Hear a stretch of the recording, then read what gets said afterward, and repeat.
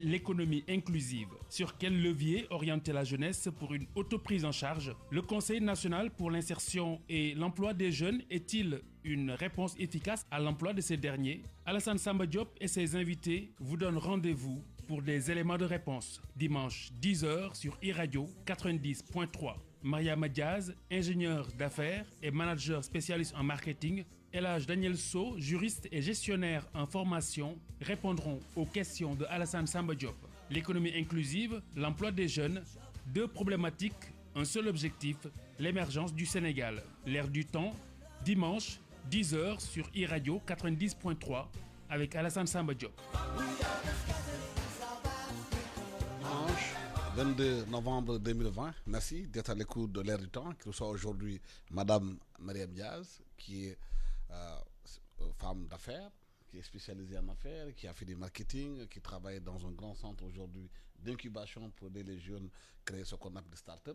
Nous sommes aussi avec Daniel Sow, qui est gestionnaire, juriste en formation. Merci monsieur, madame d'avoir accepté notre invitation. Vous le savez, depuis quelques temps, au Sénégal, on ne parle que de l'immigration clandestine. La plupart des jeunes veulent partir, quittent le pays parce qu'ils estiment qu'ailleurs, ils pourraient trouver mieux.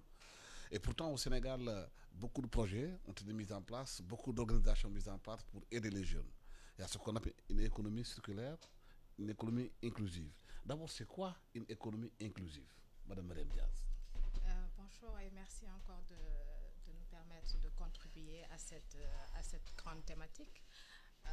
Juste dire que je suis responsable du partenariat et du développement au niveau de Synapse Center, qui est une organisation à but non lucratif qui promeut l'entrepreneuriat, le leadership et l'employabilité des jeunes. Alors, l'économie inclusive suppose déjà une économie productive qui va inclure l'ensemble des citoyens d'un pays, d'une communauté, mais également avoir une bonne politique de distribution de ces ressources-là. Aujourd'hui, une économie qui ne peut pas, on va dire, avoir une bonne politique de distribution équitable de ces ressources-là ne peut pas être une économie inclusive. Normalement, on devrait avoir une politique de distribution équitable de l'ensemble des ressources et ensuite inclure l'ensemble des citoyens de la communauté. Daniel, beaucoup de jeunes partent pour aller chercher ailleurs meilleur. Pourquoi ils partent, à votre avis? Est-ce que c'est parce que l'économie sénégalaise ne les inclut pas? Merci Alassane Samba Diop. Je tenais tout d'abord à vous remercier de m'avoir associé à ce rendez-vous et remercier aussi, dire bonjour à l'ensemble de vos auditeurs et auditrices qui sont en train de nous écouter en ce moment et dire bonjour à ma co-débattrice, Madame Mariama Diaz, pour avoir accepté d'être parmi nous. Comme vous l'avez dit, je pense que quand on parle d'économie inclusive, il va falloir penser à accroître les revenus des exclus. Et au Sénégal, les exclus sont dénombrés et répertoriés parmi ces différentes classes, que sont la jeunesse, les femmes et les personnes à mobilité réduite d'une manière générale. Ce qui fait que cette problématique qui réside dans le fait d'inclure des revenus supplémentaires pour ces classes-là pose problème. Parce que tout simplement, il y a un problème de requalification du secteur informel sénégalais. Le secteur informel sénégalais, je le répète, constitue 9 travailleurs sur 10, selon le dernier rapport de l'OIT, qui a été publié, analysé et tout cela. Ce qui représente environ 1 470 000 personnes, ce qui représente quand même beaucoup. Et même dans le cadre de l'organisation des entreprises, plus de 97% des entreprises du secteur en tant que tel du travail, de l'entrepreneuriat, sont informelles. Ça aussi, il faudra le souligner. Ce qui fait que les personnes qui travaillent dans ces secteurs-là ne sont pas bien loties, ne bénéficient pas d'assurance maladie, n'ont pas de revenus qui permettra de prendre en charge certaines problématiques. Ce qui fait que même s'ils gagnent un tout petit peu, comme ces jeunes que vous venez de citer, ils sont dans l'obligation de pouvoir aller chercher d'autres possibilités.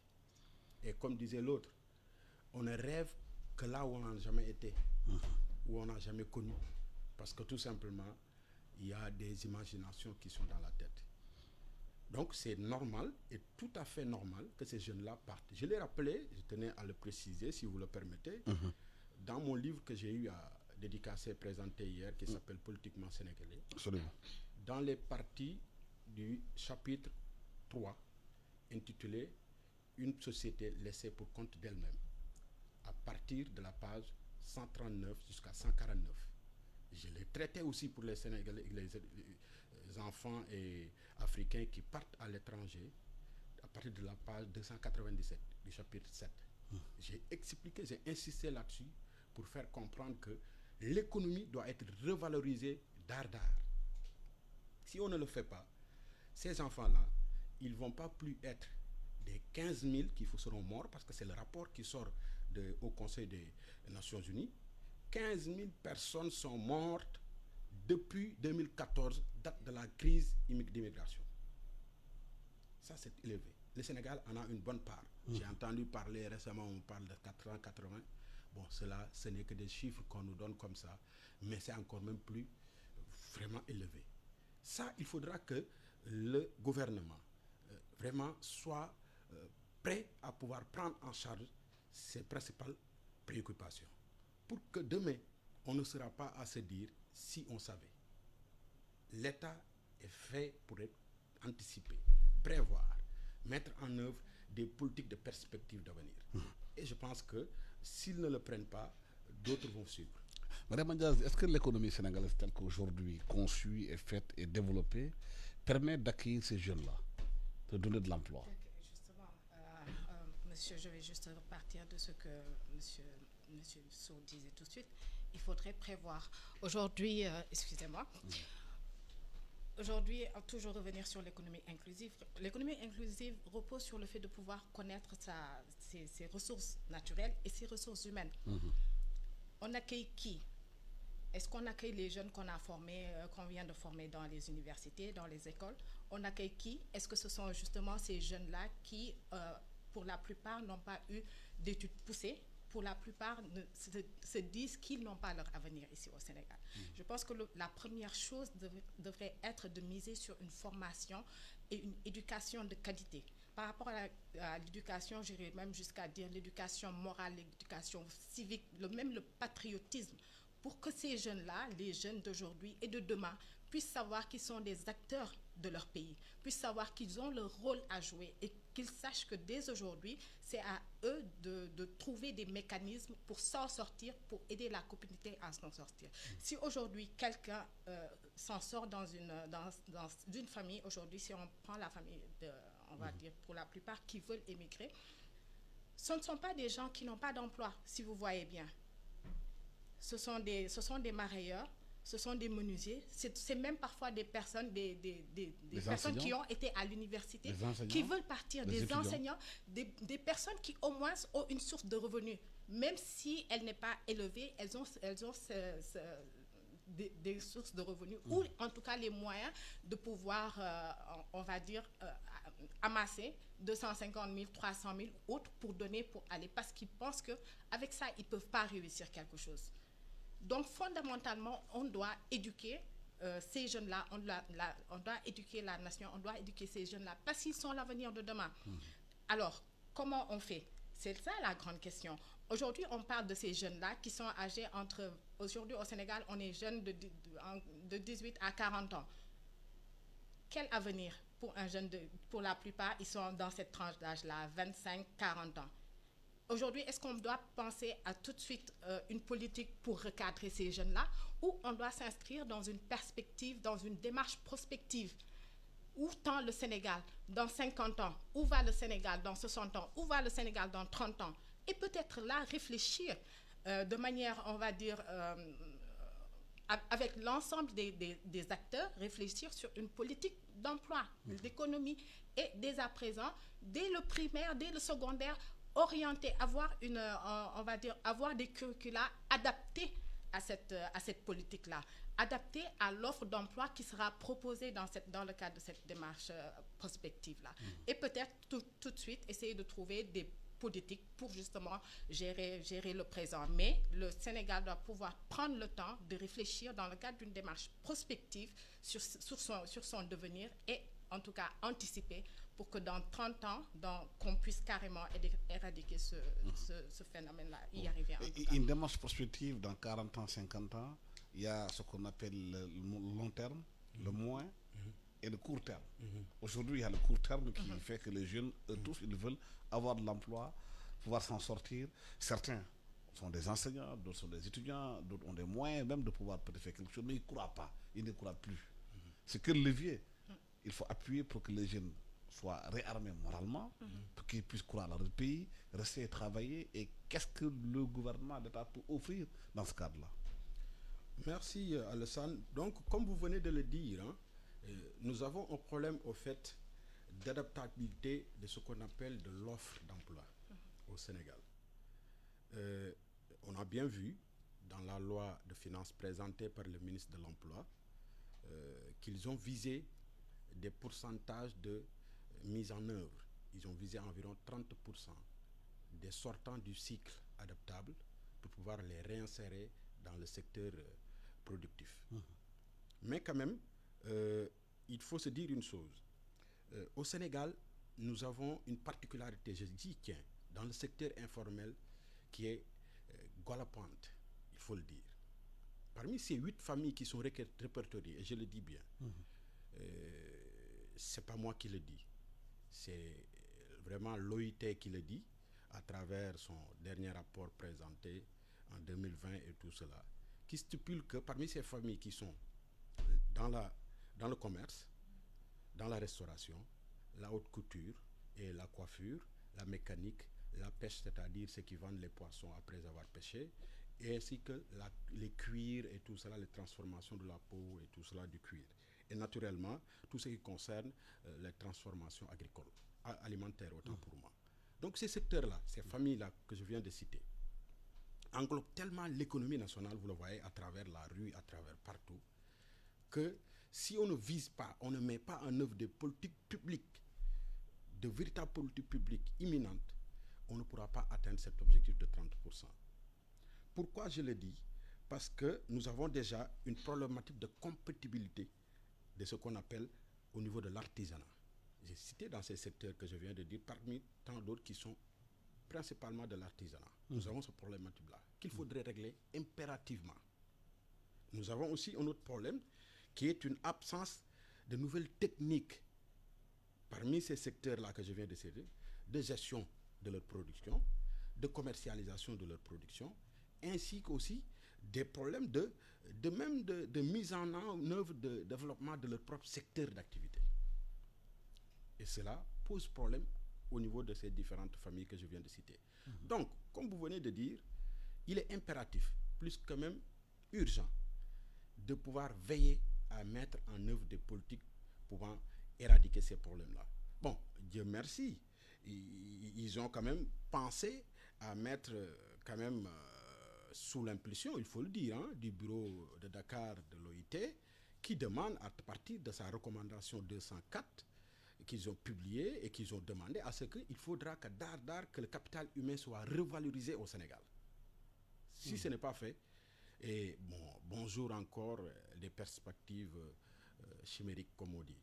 Mais quand même, je pense, il faudra que nous pensions et qu'on le dise, nous sommes aussi tous fautifs. Vous l'avez entendu hier lors de la cérémonie, lorsque l'éminent professeur Aliou Sow, que je remercie au passage, vraiment a eu à développer dans le cadre de son travail, comment il a pu diagnostiquer, et c'était même devant l'appui du vice-président de l'Assemblée nationale, M. Abdou Mbow, que je remercie au passage, qu'il y a même des personnes, comme l'a dit Mme Diaz, qu'on ne croit même pas avoir dans la tête pensée de pouvoir voyager, tellement qu'ils sont, entre guillemets, à l'abri de quelques besoins. Des professeurs étaient dedans, comme vous venez de le dire, des infirmiers d'État, ainsi de suite, qui partent vers des perspectives d'avenir incertaines. Maintenant, il faut que ces politiques publiques puissent aussi intégrer beaucoup de secteurs. ce n'est pas toujours vouloir régler des problématiques. On a l'ambition parce que tout État est là pour ça, mais il faudra que ces mises en œuvre soient respectées et suivies. S'il y a un travail, nous, notre problème au Sénégal, c'est quoi? C'est le domaine sénégalais 6. Hein? Regardez, je vous donne un exemple. On peut bien construire un immeuble neuf, sans problème. Mais en le construisant à la date 2020, pour peut-être se dire que d'ici 100 ans, ça va tenir debout. Est-ce que vous savez qu'en le construisant en 2020, on ne fait de maintien ni de construction, de revalorisation, de repeinture, de tout cela, qu'en 2050 ou 2070, hein, lorsque ça commence à tanguer, on ne fait jamais de maintien et de suivi. Alors qu'un projet, c'est en amont, l'avant-projet, le projet et l'après-projet. L'après-projet est fondamental, c'est le suivi. S'il n'y a pas de suivi, mon vieux, on a beau mettre en place des politiques, mais ils ne seront jamais respectés. Et les gens ne pourront jamais revoir ces fruits, ne pourront jamais pouvoir en jouir. Alors que l'objectif principal d'un État, c'est de mettre en œuvre des politiques publiques pour que la population puisse en jouir. L'État a mis en place beaucoup d'organismes pour accompagner les jeunes, l'FNPJ, l'ANPEJ, entre autres aujourd'hui les ALADER. Il y a aussi le Conseil national pour l'insertion pour l'emploi qui a été récemment annoncé. Est-ce que ces leviers, vous pensez qu'ils peuvent changer quelque chose dans la façon de faire et surtout pour accompagner les jeunes, du moment que le suivi n'est souvent pas là? Alors, la politique, en fait, l'emploi des jeunes ne peut pas être, déjà dans un premier temps, ne peut pas être géré par le seul fait de l'État. C'est l'ensemble des couches qui doivent pouvoir contribuer justement à on va dire, adresser cette thématique-là. Aujourd'hui, l'État a mis en place diverses, on va dire, stratégies, diverses structures pour aujourd'hui répondre à la problématique, mais il y a également des organisations comme Synapse Center, comme d'autres avec qui nous sommes en partenariat, qui essaient à leur niveau de pouvoir apporter leur contribution à la résolution de ce problème-là.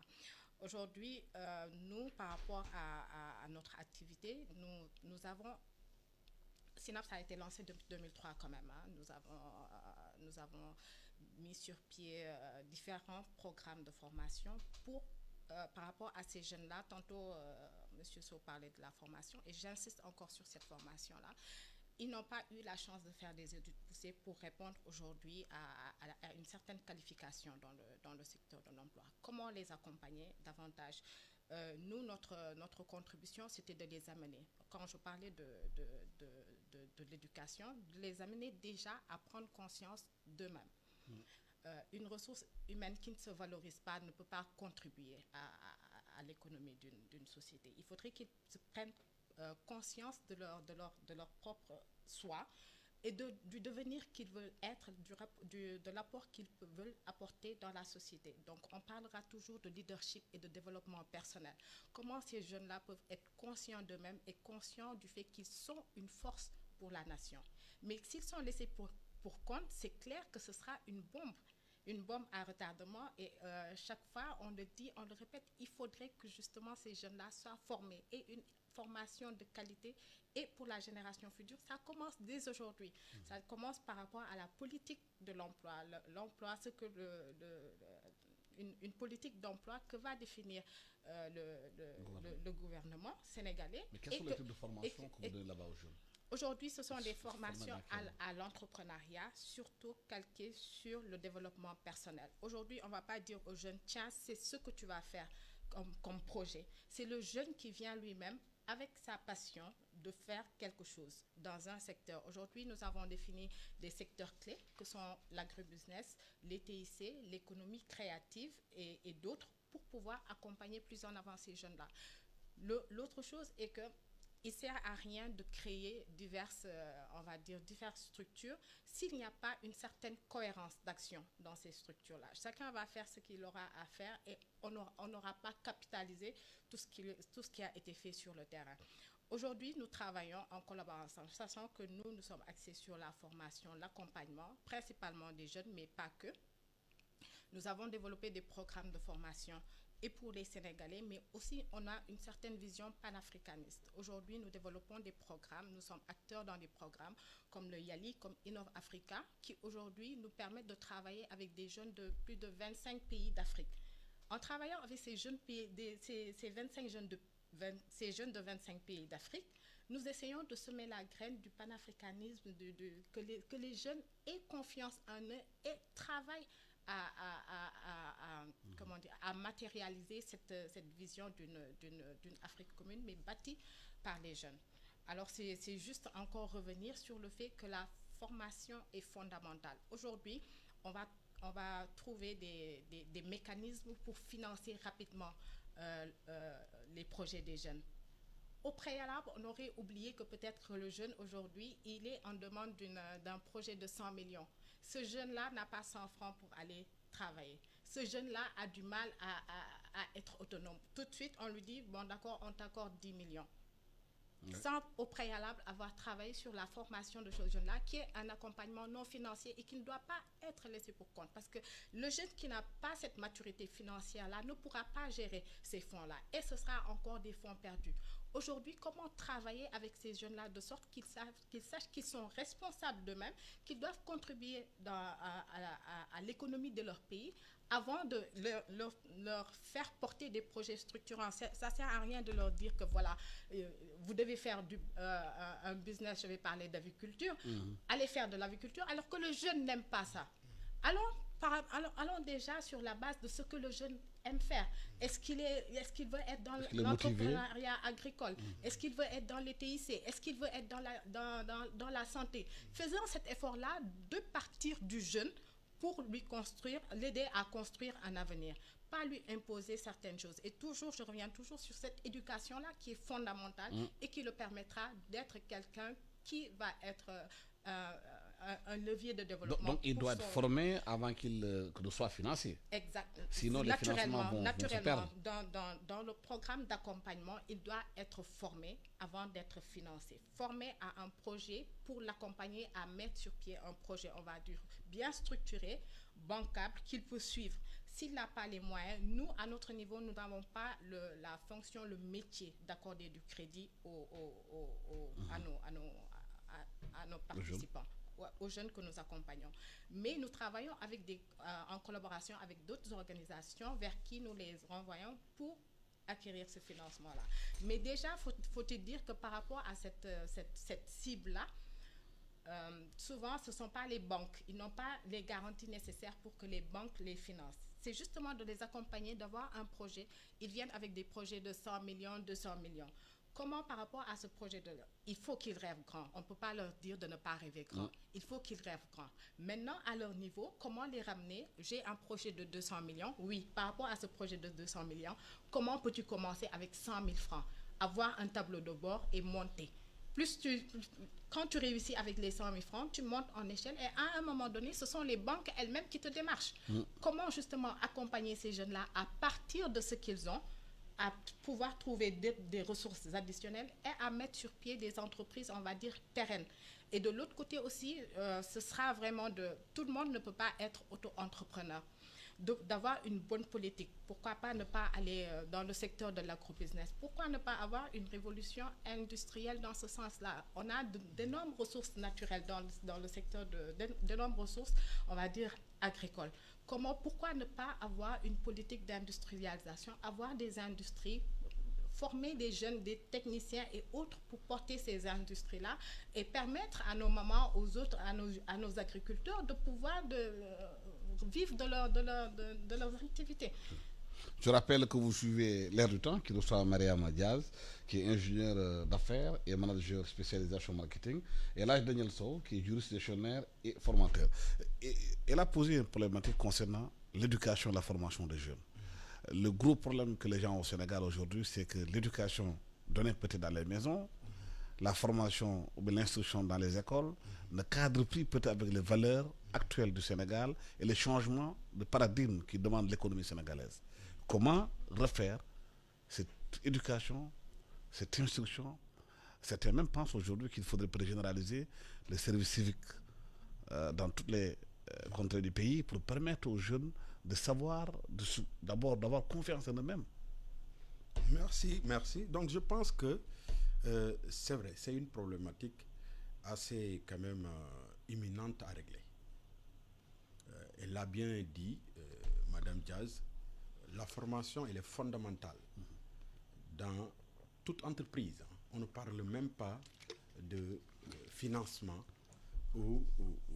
mais dans n'importe quel projet d'avenir, il faut former préalablement la personne qui incarne ce projet-là. Parce que tout simplement, l'on ne peut deviner avec ces préalables, on dit, ainsi de suite, pour pouvoir prendre un projet aussi valeureux qu'il soit et les mettre en œuvre et aller vers une perspective d'avenir meilleur. Ce n'est pas possible. Donc, comme on le dit en Wolof, il sera très difficile nga jubbanti li ñuy wax bant bu taxaw ba pare. Sinon tu risques de casser. C'est ce qui se passe avec notre population. Il faut se le dire. Nous avons une population qui, sociologiquement parlant, arrive à banaliser, à mettre vraiment en infériorité. Tout geste est devenu anodin dans la société. Tout simplement parce que nous avons ce qu'on appelle le masla. Et ce masla-là peut quand même nous enduire dans des problèmes qui, au futur, pourront être beaucoup plus dramatiques que maintenant. Moi, je propose, comme vous l'avez dit, à ce que l'État du Sénégal puisse prendre en service civique, comme vous l'avez dit, les jeunes de plus de 18 ans, qu'ils intègrent même l'armée nationale pendant au moins 2 ans, comme ça se fait dans n'importe quel pays qui aspire à un développement ou qu'il a été. Ça se passe, ils l'ont repris, des pays de développement, même comme la France. Il a repris. Le service civique est applicable maintenant en France. À partir de 18 ans, tu participes, même si ce n'est pas à l'armée. Tu vas donner des œuvres sociales, des biens de faisance au niveau des services tels que Croix-Rouge, quelques SAMU, des activités. C'est ça l'entraide sociale, la solidarité nationale dans la société. Donc, si elle n'est pas préparée, cette jeunesse, éducativement parlant, sociologiquement parlant et financièrement parlant, comme elle l'a dit, on a beau mettre de l'argent au niveau des différentes structures de l'État pour les financer, ça ne fera que partie remise, comme disait l'autre. Nous allons revenir comme un cercle vicieux. Combien de projets depuis 1960 destinés aux jeunes générations avons-nous mis en place? Combien d'argent avons-nous injecté dans l'économie au niveau de la jeunesse? Vous allez me dire des milliards et des milliards. Et c'est le cas. Est-ce que le bilan a été fait pour savoir pourquoi ça n'a pas marché? Et comment faire pour que ça marche? Mais c'est la politique du suivi qui revient, mon cher ami Alsan. Il n'y a pas de suivi derrière pour qu'on puisse savoir l'état des lieux de sortie. Même dans un niveau, vous entrez en location, en sortant, vous faites quand même un état des lieux de sortie pour dire à la personne, j'ai laissé ça. Vous m'avez confié, par exemple, un armoire qui, je l'ai un peu entorché, il va falloir refaire. Je donne ça à partir de ma caution. C'est comme ça qu'on gère. L'État, c'est comme une famille. Vous gérez votre famille en fonction de ce que vous avez comme revenu mensuel. Vous vous préparez en perspective. Vous mettez de côté toutes les charges et vous essayez de les éponger une à une. Après la fin du mois, vous faites un état, il vous reste devoir, vous avez 100 euros, 100 francs dans vos poches. Vous vous dites, d'ici 2 jours, ça sera la fin du mois, il faut que j'économise. C'est comme ça qu'on gère un état. C'est la famille aussi. Donc, il faudrait qu'il y ait cette politique de suivi. Elle est impérative pour que le Sénégal puisse vraiment aller de l'avant avec sa jeunesse qui est et qui le demeure désespérée, désemparés comme pratiquement tous les jeunes de l'Afrique. C'est ce qui se passe. Maintenant, nous n'allons pas dramatiser à une manière outrancière, ça c'est vrai. Il faudrait croire en ces politiques publiques-là. Mais quand même, de grâce, nous demandons solennellement à ce que ces politiques publiques soient suivies du début jusqu'à la fin, pour qu'au moins qu'il y ait des possibilités de retomber. Oui. Mais le problème de l'emploi au Sénégal, c'est un problème d'opportunité, aussi bien pour ceux qu'on doit employer et les entrepreneurs. Et comment faire que ces opportunités soient saisies par les entrepreneurs et ceux-mêmes qui veulent employer? C'est un problème d'opportunité. Vous dites, moi je reviens toujours que c'est un problème de formation. Parce que vous verrez, combien d'annonces voit-on aujourd'hui dans les journaux ou à travers, même quand vous rencontrez quelqu'un, nous cherchons tel profil, nous cherchons tel profil, nous n'arrivons pas à le trouver. C'est encore un problème de formation. Un problème de formation, un problème d'accès à l'information. Et également par rapport à l'entrepreneuriat même, c'est pour la plupart, comme je disais tantôt, ce qu'ils vont faire dans l'entrepreneuriat, on va dire les jeunes d'habitude, c'est juste de dire que voilà, tel secteur marche, je vais m'y investir. J'ai vu que tout le monde fait, comment dirais-je, c'était la même chose, je pense, on a plus de télécentres, ça a évolué, mais vous verrez que à chaque fois, il y a un boom dans un secteur, tout le monde s'y implique. Oui, mais les Sénégalais connaissent les réalités du pays. Quelles sont les opportunités qu'il faut mettre en place? On n'a pas besoin de l'FMI, l'OIT pour le dire. Les Sénégalais peuvent savoir les opportunités qu'il y a ici. Mais les entrepreneurs doivent avoir les moyens d'aller vers ces opportunités-là, avec l'État aussi qui doit les accompagner pour créer de l'emploi.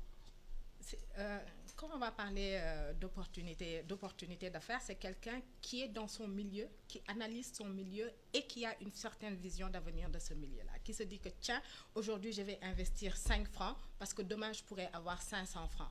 Est-ce qu'aujourd'hui les jeunes sont dans dans ce mood-là, dans cette perspective de te dire tiens, je vais essayer de commencer par ce que j'ai. C'est ce que je disais tantôt. Tous ceux qui seront partis, au moins, ont un petit capital qu'ils auraient pu investir. Mais aujourd'hui, c'est comme un rêve brisé. Il faut avoir encore on va pas dire moi je pense qu'il faut davantage inclure les jeunes dans les différentes sphères pour leur permettre de s'exprimer et également avoir leur avis par rapport aux politiques qui se tiennent des fois par rapport sans eux. On définit des politiques sans les jeunes parfois. Comment les inclure dans ces différentes politiques-là pour qu'ils s'y retrouvent et que naturellement s'investissent à matérialiser cette vision-là. En affaires, toute chose peut être une opportunité. Donc, faudrait pas peut-être se cantonner, par exemple, pour ceux qui sont sortis d'autres études. Oui, moi, dès que je sors, il me faut être 4 quelque part. Il faut nécessairement accepter de commencer au bas de l'échelle et gravir les échelons. L'autre chose, c'est qu'on ne peut pas du jour au lendemain devenir millionnaire en tant qu'entrepreneur. Il faut accepter de ramper. Il faut que les jeunes sachent que les choses ne vont pas se construire du jour au lendemain. Il faudrait une certaine patience, il faudrait une certaine abnégation. Et nous, par rapport à nos programmes, c'est ce qu'on essaie de promouvoir en invitant des rôles modèles à venir parler avec ces jeunes-là, partager leur parcours. On a reçu Babacar Ngom de la Sidima, Mamel Djabot. Il faut également que les aînés puissent partager leur expérience, avoir ces cercles de conversation-là pour que les jeunes puissent savoir que, tiens, lui, lorsqu'il commençait, moi, aujourd'hui, je suis mieux loti que lui lorsqu'il commençait. Alors, ça leur donne le courage, la force d'essayer d'aller de l'avant. L'autre chose, il en parlait tantôt, c'est d'inviter ces jeunes-là à être dans leur communauté, des acteurs. Il a parlé du service civique. Nous, dans notre programme, c'est un projet de service communautaire qu'on leur demande de faire. Vous êtes dans l'agrobusiness, allez dans votre secteur, voyez ce qui se passe. Essayez de voir les défis, essayez d'apporter des corrections à ces défis-là.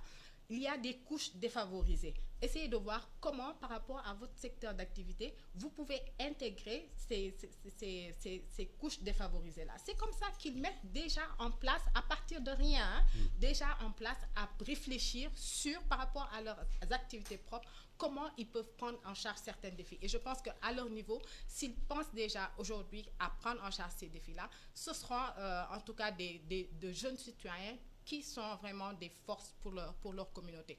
Et c'est dans ce cadre-là qu'on va parler d'une économie inclusive où tout le monde est pris en compte. Maintenant, charge à l'État de dresser des politiques pour que ces politiques-là permettent l'égalité et l'équité de traitement.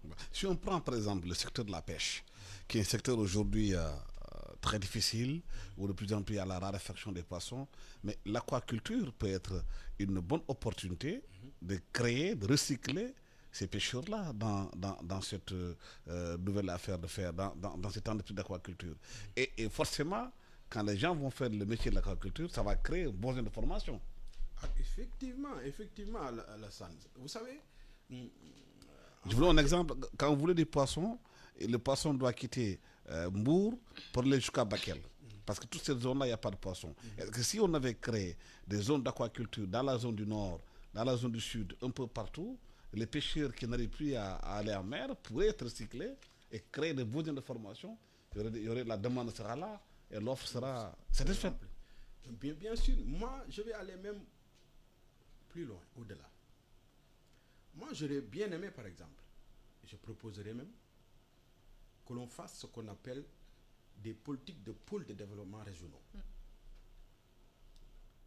Le Sénégal a 14 régions, 15e au niveau de la diaspora.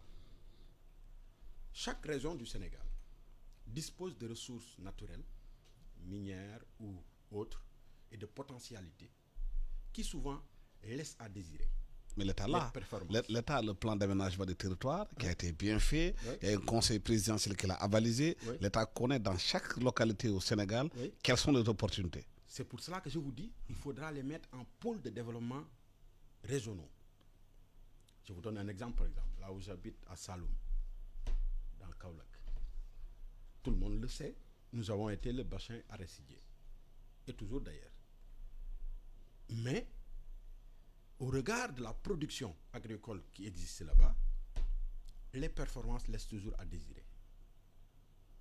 Nous avons par exemple au niveau du marché communal, qui est, il faut le répéter, le marché le plus grand, le plus ancien quasiment de toute l'Afrique de l'Ouest, qui dispose de ressources pas moins de 150 milliards par an. Où transite, c'est un carrefour, vous le savez, beaucoup de transporteurs pour aller au Mali, pour aller ailleurs, dans la sous-région. Mais l'aquaculture à Kaolack aurait pu créer beaucoup d'emplois, recycler les pêcheurs, exporter les poissons au Mali. Ça pourrait se faire. C'est un exemple parmi tant d'autres. Parmi tant d'autres, regardez ce qui se passe au niveau de, par exemple, Louga, où nous avons l'élevage assez élevé là-bas. C'est une zone quand même assez conservateur, dans le cadre, assez conservatrice dans le cadre de tout ce qui est pâturage, tout ce qui est élevage et autres. Mais si on avait mis en œuvre ces politiques publiques-là, dans ce secteur, concentrer la potentialité de ce que pourrait faire ce secteur dans cette région-là, et l'accentuer dedans, mais il y aura créativité d'emploi. Parce que en matière d'emploi, au fait, il ne s'agit qu'une seule chose, c'est de la créativité. Il faut être créatif. L'emploi, c'est comme dirait l'autre, au fait, comme si vous étiez dans une bulle. Pour satisfaire un besoin. Pour satisfaire un besoin. La bulle explose et vous avez des petites bulles. Ces petites bulles-là, c'est les potentialités qu'il faudra explorer. Si on ne le fait pas, on se concentre tout simplement à dire, bon, nous avons mis en place un programme qui va prendre en charge l'emploi des jeunes au niveau national et on va financer en fonction des projets qui nous seront présentés. Mais vous allez financer, je suis d'accord, mais comme l'a dit Mme Diaz, vous allez même financer des gens qui ne sont même pas aptes à pouvoir faire le travail correctement, qui ne sont pas bien formés, qui ne pourront pas apporter de la productivité, qui ne pourront pas apporter de l'économie même inclusive qui est recherchée, parce que la personne ne maîtrise pas. Donc il va falloir aller au-delà, comme je l'ai dit, mettre en œuvre des politiques de développement, des pôles de développement régionaux exploiter nos ressources en fonction de nos régions et de ses potentialités et permettre enfin le Sénégal de sortir de l'ornière de cette explosion démographique, de cette situation de désemparement de cette jeunesse qui, il faut le dire et le répéter, ne demande qu'à être appuyée, qu'à être aidée. Il y a aussi, Madame Diaz, l'agroécologie qui est aujourd'hui devenue une potentialité, une opportunité extraordinaire. Mais il faudrait que les opportunités soient créées pour que les jeunes se lancent dans ce secteur-là, comme l'agroécologie aujourd'hui. Quand je parlais de la disponibilité de l'information par rapport à toutes ces opportunités-là, aujourd'hui, c'est en fait toute la chaîne de valeur. On devrait considérer toute la chaîne de valeur. Il parlait tantôt d'agropole. C'est en fait toute la chaîne de valeur. Chaque région a certainement ses spécificités, mais on devrait travailler du producteur à celui qui est au consommateur final, comment justement on peut intégrer, valoriser ces différentes opportunités-là et donner l'information aux jeunes, leur donner également la formation nécessaire pour justement prendre en charge ces diverses opportunités-là. L'agroécologie, on en parlera, même aujourd'hui, on parle d'autosuffisance alimentaire. Que veut manger le Sénégalais? Partons de là. Que veut manger le Sénégalais? Produisons ce que le Sénégalais veut manger. Et c'est comme ça, ce sera un cercle vertueux dans un premier temps où nous allons concentrer toutes nos stratégies par rapport aux politiques agricoles sur ce que veut consommer le Sénégalais. Un peuple qui a faim ne sera pas un peuple créatif. Absolument. Ne sera pas un peuple créatif. Un peuple qui n'a pas d'éducation, de formation, ne peut pas contribuer de manière efficiente à l'économie de son pays. Nourrissons le Sénégalais, éduquons le Sénégalais, développons cette fibre patriotique du Sénégalais et ensuite vous verrez que la créativité, ça va de source. Quand on est bien, quand on mange bien, quand on est dans un environnement, on va dire, décent, naturellement, on essaie de... L'homme vise toujours plus haut. Aujourd'hui, ceux qui partent, il y en a qui te disent que si j'avais ces 250 000 là, j'aurais fait ça. Eux, ils partent, ils sont déjà ces 250 000 là, peut-être qu'ils sont à un autre niveau de leur vie. Comment à chaque fois qu'un Sénégalais est à un niveau lambda, il peut se restructurer, revoir, se redéfinir et proposer quelque chose à l'économie sénégalaise, pour lui-même et ensuite à contribuer à l'économie de sa communauté. Pour l'agroécologie, il y a une chaîne de valeur, il y a des chaînes de valeur énormes qu'il faut exploiter de bout en bout, au lieu de prendre les ressources naturelles, de les exporter sans les transformer sur place. C'est comme ça qu'on crée l'opportunité d'emploi. Ben oui, c'est bien cela, parce qu'il faudra la transformation au fait. Dans cette transformation-là, si on ne se dit pas qu'il faut mettre en valeur cette production-là, regardez ce qui se passe déjà avec nos produits locaux. Nous les exportons tous les ans. Ça part en Europe, en Asie, en Australie, aux États-Unis. Ils les transforment là-bas. Nous les renvoient ici. On les achète. Et pourtant, il y a tout pour pouvoir les transformer ici même et les importer et les vendre même à l'intérieur du pays et en avoir une surproduction qui va permettre au moins de la production de l'emploi. Chaque année, la facture d'importation de lait, c'est 60 milliards de francs CFA. Alors que dans le Ferlo, le lait est versé tous les soirs, pratiquement. On les jette. On les jette même parce que tout simplement, il n'y a pas de conservation. Le problème, c'est qu'on en parle depuis des années et des années. Il n'y a pas de changement. C'est ça le mal. On en parle tous les jours, on constate, mais on ne change pas. Ben, c'est ce qui est problématique. C'est pour cela qu'on dit il faut qu'on arrive à un certain moment où qu'on se dise il faut que notre conscience nous juge. Mon professeur me le disait. Et ça, c'est le gouvernement qui est responsable, c'est la volonté politique. Oui, mais aussi problématique en nous. En nous. Il faut qu'on ait conscience sur qu'une chose, le gouvernement gère des humains et que tôt ou tard, pour ne pas être spirituel, ils rendront compte devant qui de droit.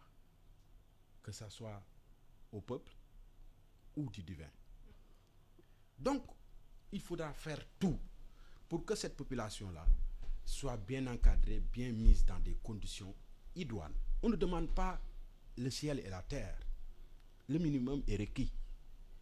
Il faut juste les mettre dans les prédispositions de pouvoir se valoriser, se prendre en charge, prendre soin de soi avant de prendre le soin d'autrui. Mais ici, au lieu de faire l'inverse de cette citation qui demande à ce que de prendre le soin d'autrui avant de prendre soi, on préfère le soi qu'autrui. Mais est-ce que la réponse, c'est de mettre en place le Conseil national pour l'insertion et l'emploi des jeunes? Est-ce que c'est ça la réponse, avec toutes les structures qu'on a mis en place depuis 1960, les échecs concernant l'emploi des jeunes? Est-ce que ce n'est pas une institution de plus? Comme je le disais tantôt, on aura beau avoir des institutions, si ce n'est pas cohérent, basé sur une vision d'avenir, ce sera encore une institution de plus. J'espère que ce ne sera pas le cas.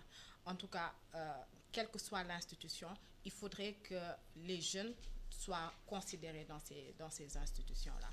Il faudrait qu'on parle beaucoup, qu'on ait une bonne politique de formation et d'éducation basée sur la démarche prospective que veut devenir le Sénégal. Dès aujourd'hui, comment on peut adresser les difficultés que rencontrent les jeunes et qui les poussent à penser que l'avenir est ailleurs, ce qui n'est pas forcément le cas. Par rapport aux opportunités d'emploi, on le disait tantôt, l'économie inclusive est basée sur une excellente connaissance de ses ressources naturelles et de ses ressources humaines. Aujourd'hui, que faisons-nous de nos ressources naturelles? On va parler de pétrole, on va parler de gaz.